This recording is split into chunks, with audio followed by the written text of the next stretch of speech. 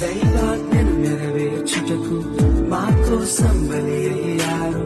ప్రభు రాజ్యం ప్రకటించుటకు ప్రాణాలని విరచారు. మా ఆత్మను రక్షించుటకు హతసాక్షులు మీరయ్యారు.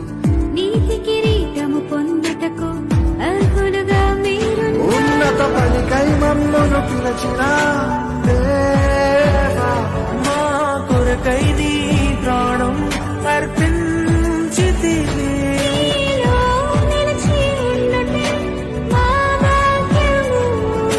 నీ కొరకై జీవించదము.